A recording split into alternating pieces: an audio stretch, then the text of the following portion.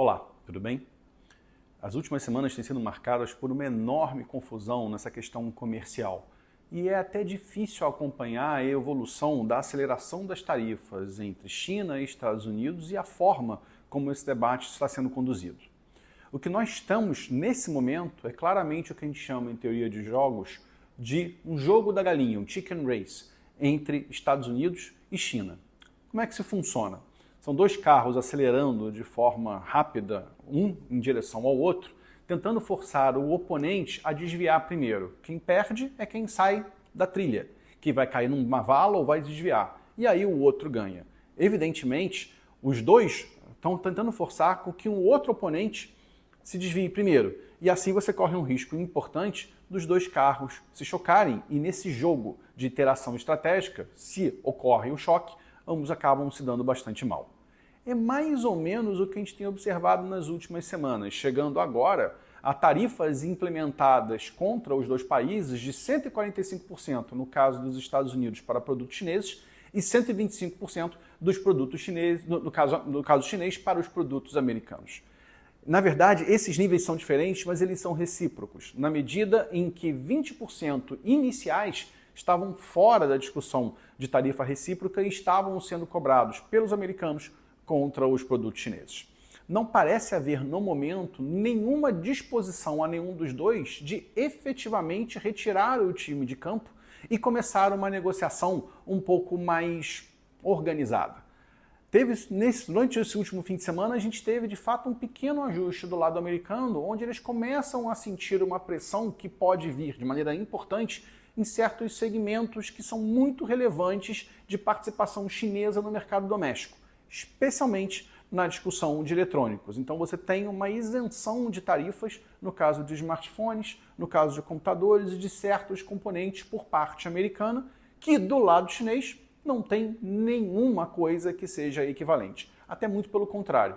A China tem restringido, para além das tarifas, a China tem restringido o acesso americano a terras raras, essenciais para a produção de toda a indústria eletrônica e de defesa dos Estados Unidos, e mais recentemente pediu às suas companhias aéreas que segurem compras da Boeing, fazendo com que aumente a pressão sobre o lado americano.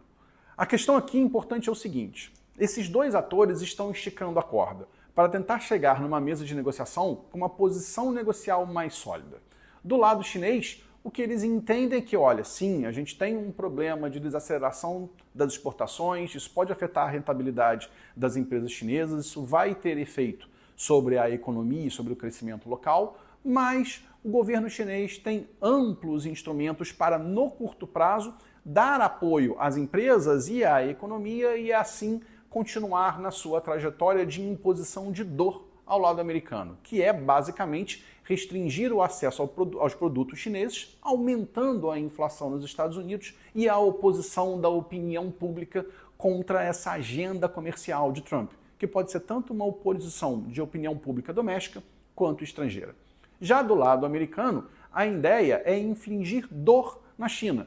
Dor que também será percebida mais ou menos nas mesmas coisas, mas a gente vai ter uma capacidade menor de avaliar a ebulição desse cenário na China na medida em que a informação ela é mais contida, né? Ela é mais censurada, ela é menos clara do que numa democracia e os grupos políticos funcionam de uma maneira muito diferente do que acontece, por exemplo, na interação entre executivo e Congresso americano. O ponto central é que não me parece que nós chegamos num ponto em que Estados Unidos e China vão sentar à mesa para discutir a relação. Ainda é necessário ter mais confusão, ter mais dor pelo caminho, tanto do lado americano quanto do lado chinês. Esse primeiro movimento de abrir exceções, digamos que é a primeira pescada do lado do Trump. Mas, em se tratando de Trump, as decisões da manhã não são mantidas à tarde. Então a gente tem que tomar muito cuidado para entender se isso é de fato uma mudança na atuação americana ou simplesmente mais uma volatilidade, mais um ruído, como a gente tem observado nas últimas semanas. É difícil, é delicado e vai continuar balançando. Todos nós temos que estar bastante cientes disso para depois começar a fazer contas e avaliar os efeitos dessa bagunça comercial e geopolítica sobre o crescimento dos Estados Unidos, da China e de todo o mundo. Se você gostou desse vídeo, por favor, se inscreva no nosso canal e acompanhe os conteúdos que a BRCG disponibiliza nas redes. Muito obrigado e até a próxima.